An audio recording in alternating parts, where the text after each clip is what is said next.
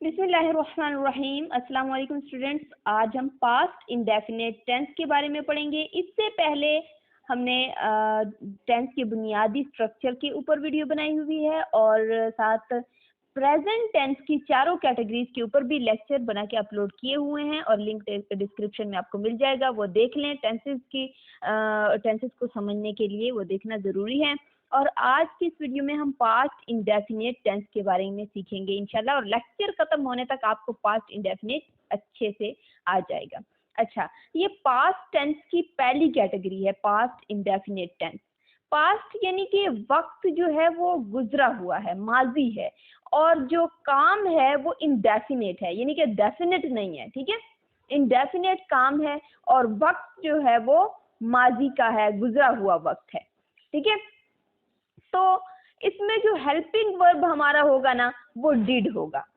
ठीक है, पास्ट के इंडेफिनेट टेंस में हमारे पास हेल्पिंग वर्ब जो यूज होगा वो डिड होगा। ठीक है, और जो मेन वर्ब यूज होगी वो होगी मेन वर्ब की सेकंड फॉर्म। ठीक है, जैसे कि हमने प्रेजेंट में मेन वर्ब की फर्स्ट फॉर्म यूज की थी प्रेजेंट के इंडेफिनेट में, तो यहाँ पे मेन वर्ब की सेकंड फॉर्म यूज होगी।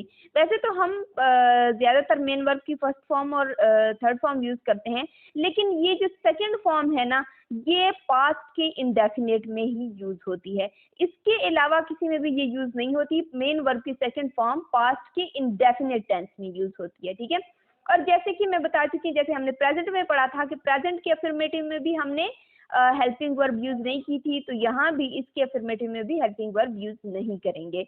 अच्छा, अब आपको टाइम भी पता चल गया और वर्क भी, और आपको हेल्पिंग वर्ब और मेन वर्ब भी पता चल गया। अब अगर किसी सेंटेंस को आप पढ़ेंगे उसमें आपको हेल्पिंग वर्ब जो है वो डिड नजर आता है और मेन वर्ब जो है वो सेकंड फॉर्म मेन वर्ब की यूज हुई नजर आई आपको, तो आपको पता चल जाएगा कि हम पास्ट का इंडेफिनेट टेंस पढ़ रहे हैं इंशाल्लाह।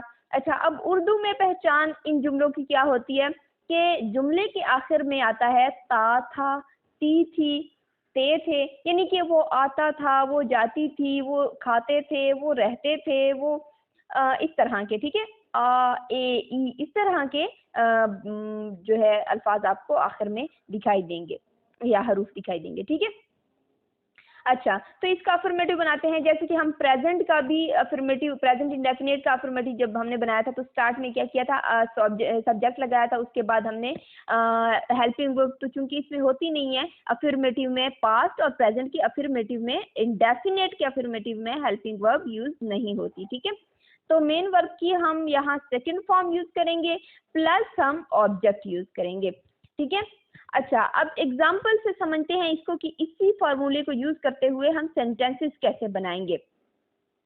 तो देखिए, पहला सेंटेंस है कि ही केम। ठीक है, ही जो है हमने सब्जेक्ट लगाया और केम हमने मेन वर्ब की सेकेंड फॉर्म यूज की। ठीक है, केम, कम का प्रेजेंट में हमने कम पढ़ा था, तो यहाँ क्या हो गया, केम हो गया, वो आया। ठीक है, अच्छा, वो आया।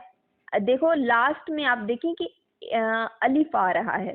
ठीक है, अच्छा, नेक्स्ट एग्जांपल देखते हैं, वी मेट हिम, हम उससे मिले।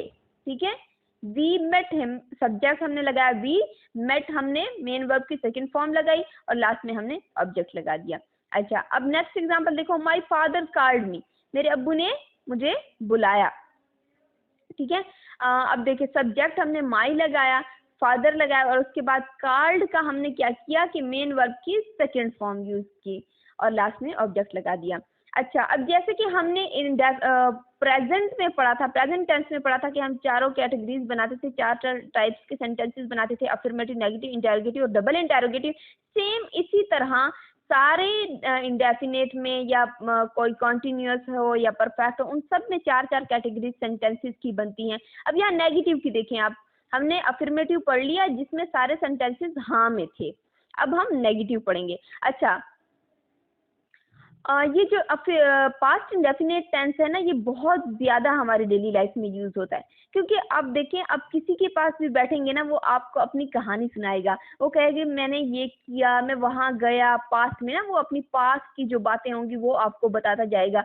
तो आप अपने अब्बू के साथ बैठते हैं या दादा अब्बू के साथ घर में बैठते हैं या दादी के साथ, नानी के साथ, जिसके भी साथ भी बैठते हैं, वो आपको अपनी पास्ट की बातें बताएगा, तो वहाँ पे यही टेंस यूज़ होगा। ठीक है, कि मैं वहां गई, फिर मैंने ये किया, फिर ऐसे हुआ, फिर ऐसे हुआ, तो उसमें ज्यादातर आप देखें कि पास्ट इंडेफिनिट ही यूज हो रहा होता है। अच्छा, तो ये बहुत इंपॉर्टेंट टेंस है, अच्छे से समझ लें। अच्छा, अब नेगेटिव को देखते हैं। नेगेटिव में सारा स्ट्रक्चर, सारा फार्मूला वही रहेगा। हमें पता है कि हमने क्या करना है, नॉट लगा देना है। लेकिन एक चीज कि अफर्मेटिव में तो हमने हेल्पिंग वर्ब यूज नहीं की थी, लेकिन इसके पास के इंडेफिनेट में नेगेटिव जब सेंटेंस बनाएंगे ना, नेगेटिव सेंटेंस बनाएंगे जब पास्ट इंडेफिनेट में, तो उसमें तो हेल्पिंग वर्ब यूज होगी ना। जैसे कि हमने प्रेजेंट इंडेफिनेट में किया था कि अफर्मेटिव में हेल्पिंग वर्ब यूज नहीं हुई थी, लेकिन नेगेटिव में यूज हुई थी, डू और डज। अच्छा देखें, सब्जेक्ट लगाएंगे, स्टार्ट में फार्मूला बनाएंगे जब नेगेटिव का, प्लस हम डिड लगा देंगे क्योंकि हमें पता है कि पास्ट इंडेफिनेट का हेल्पिंग वर्ब डिड होता है। उसके बाद नॉट लगा देंगे क्योंकि नेगेटिव सेंटेंसेस पढ़ रहे हैं, प्लस मेन वर्ब भी हम फर्स्ट फॉर्म यूज करेंगे। अब यहाँ पे आपको कंफ्यूजन लग रहा होगा कि अभी तो आपने कहा कि मेन वर्ब की सेकंड फॉर्म यूज करनी है, मेन वर्ब की फर्स्ट फॉर्म कैसे यूज करें? तो मैं बताती चलूँ कि हम सेकंड फॉर्म ऑलरेडी यूज कर चुके हैं। हमारा जो हेल्पिंग वर्ब है वो हमने डिड यूज किया है, यानी कि ये मेन वर्ब की सेकंड फॉर्म यूज की है। तो अब यहाँ पे हम अगेन मेन वर्ब की सेकंड फॉर्म तो यूज नहीं कर सकते, तो हम मेन वर्ब की फर्स्ट फॉर्म ही यूज करेंगे। और लास्ट में जैसा कि हमेशा हमें पता है कि हम ऑब्जेक्ट लगाते हैं। ठीक है, ये हमारा फार्मूला कंप्लीट हो गया। अब इसी फार्मूले को जहन में रखते हुए हम इसके जुमले बनाएंगे इंशाल्लाह, एग्जाम्पल बनाते हैं। ठीक है, फर्स्ट है कि आई, यानी कि सब्जेक्ट लगाए, फिर उसके बाद हमने क्या किया, हेल्पिंग वर्ब लगाएंगे, आई डिड, और चूंकि नेगेटिव पढ़ रहे हैं तो नॉट लगा देंगे। I did not tell a lie, sorry, I did not tell a lie, मैं झूठ नहीं बोलती। ठीक है, लास्ट में क्या आया, T, I did not tell a lie. अच्छा, अब सेकंड एग्जांपल देखो, ही सब्जेक्ट लगाया हमने, डिड हमने हेल्पिंग वर्ब लगाया, he did not watch the film, वो फिल्म नहीं देखता। ठीक है, मिस्टर कलीम, नेक्स्ट एग्जांपल है कि mister Kaleem did not teach us, mister Kaleem हमें नहीं पढ़ाते। ठीक है, तो ये हो गया नेगेटिव। अच्छा, उसके बाद अब हम इंटेरोगेटिव को समझते हैं। इंटेरोगेटिव का हमें पता है कि थोड़ी सी रिप्लेसमेंट होती है सब्जेक्ट और हेल्पिंग वर्ब की, यानी कि हेल्पिंग वर्ब पहले आ जाता है और सब्जेक्ट बाद में आ जाता है। ठीक है, तो हम शुरू में हेल्पिंग वर्ब लगाएंगे, डिड जो कि है, उसके बाद सब्जेक्ट लगाएंगे और उसकी मेन वर्ब की फर्स्ट फॉर्म लगा देंगे क्योंकि सेकंड फॉर्म हम हेल्पिंग वर्ब में पहले ही यूज कर चुके हैं। उसके बाद हम ऑब्जेक्ट लगाएंगे, और चूंकि हम इंटेरोगेटिव पढ़ रहे हैं तो लास्ट में क्वेश्चन मार्क लगाना नहीं भूलना। ठीक है, इंटेरोगेटिव वो वाले जुमले होते हैं जिनमें हम क्वेश्चन पूछ रहे होते हैं। ये मैं पहले भी अपने लेक्चर्स में बता चुकी हैं, जो हमने बता चुकी हूँ, जो हमने टेंसेस के ऊपर अपलोड किए हुए हैं, और प्रेजेंट टेंस में जितनी भी कैटेगरीज हैं उसमें बहुत अच्छे से एक्सप्लेन किया हुआ है। अगर आपने वो लेक्चर सुन लिए हैं तो आपके लिए अब बहुत आसानी हो जाएगी ये समझने में। ठीक है, तो इसकी एग्जाम्पल देखते हैं। डिड ही स्टडी, क्या इसने पढ़ा? देखो लास्ट में अलिफ आ रहा है, उर्दू जुमले की पहचान में आप समझ जाएंगे कि लास्ट में अलिफ आ रहा है। और हेल्पिंग वर्ब जो है वो स्टार्ट में डिड लगाएंगे, और सब्जेक्ट जो है वो हम ही लगा देंगे क्योंकि हमने इंटेरोगेटिव में सब्जेक्ट और हेल्पिंग वर्ब को रिप्लेस कर दिया है। और मेन वर्ब की हम फर्स्ट फॉर्म लगाएंगे, डिड ही स्टडी, और लास्ट में क्वेश्चन मार्क लगा देंगे। उसके बाद सेकेंड एग्जाम्पल को देखते हैं, डिड यू राइट। अच्छा देखो, फिर हमने वही किया कि फार्मूले को जहन में रखते हुए किया कि हेल्पिंग वर्ब और सब्जेक्ट की जैसे कि हमने रिप्लेसमेंट की हुई है तो स्टार्ट में लगाएंगे डिड यू, फिर उसके बाद यू सब्जेक्ट लगाएंगे और मेन वर्ब की फर्स्ट फॉर्म लगाएंगे राइट।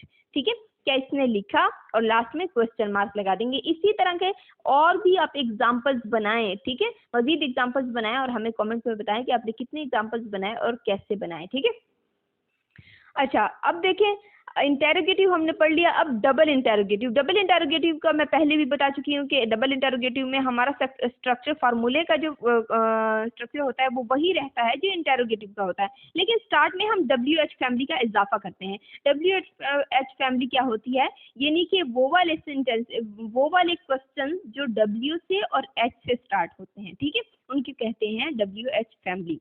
अच्छा, वो लगा देंगे। उसके बाद हम वही करेंगे जो इंटेरोगेटिव में किया था, यानी कि हेल्पिंग वर्ब लगाएंगे, डिड जो कि हमारे पास्ट इंडेफिनिट टेंस की हेल्पिंग वर्ब है। ठीक है, उसके बाद सब्जेक्ट लगाएंगे और मेन वर्ब की फर्स्ट फॉर्म लगाएंगे क्योंकि हम सेकंड फॉर्म डिड में यूज कर चुके हैं, अब हम फर्स्ट फॉर्म यूज करेंगे।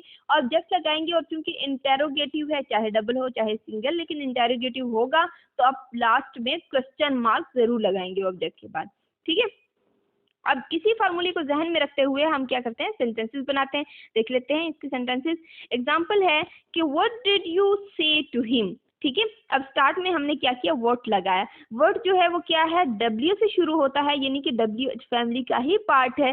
तो हमने उसके बाद क्या किया कि उसी फार्मूले को जहन में रखते हुए पहले हेल्पिंग वर्ब लगाया, उसके बाद सब्जेक्ट, और फिर हमने अपना मेन वर्ब की फर्स्ट फॉर्म के साथ ऑब्जेक्ट लगा दिया और लास्ट में क्वेश्चन मार्क लगाया।